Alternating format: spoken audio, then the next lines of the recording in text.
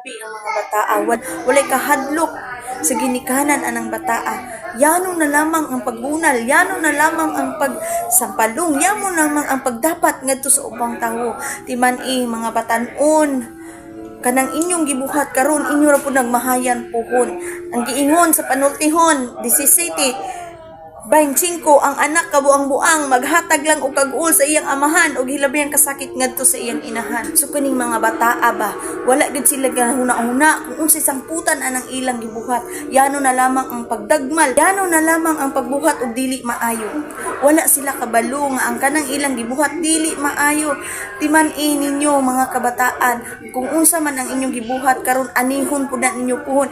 Basig karon happy pa kaayo mo. Unya pag abot sa sunod adlaw maghilak na pud mo.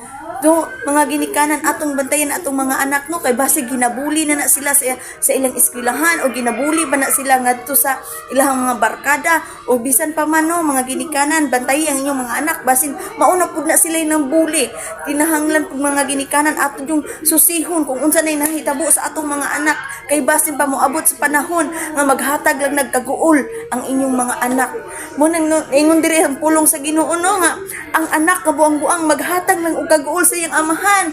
Yes, maghatag yun na sila kaguol kasakit kay nganuman dautan ang ilang gibinuhatan.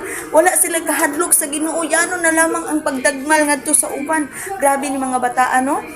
Ngunang no, atong timan-an mga kabatanunan karon, ang kanang inyong gibuhat karon natanaw na sa Ginoo ug hukman gyud ta pag abot sa panahon.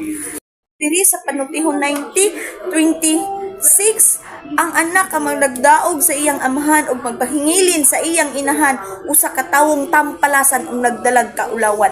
Nagdala lang magkaulawan sa pamilya. Kung ikaw usa ka batan-on nagdala lang kag kaulawan kung kana imong kinabuhat dili maayo atubangan sa buhi nga Dios.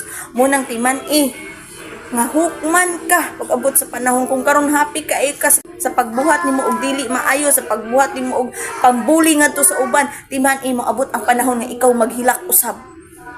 Munang mga ginikanan, bantayi ang inyong mga anak, bantayan nato ang atong mga anak, basin ginabuli o basin sila usab ng bully ngadto sa uban. God bless us.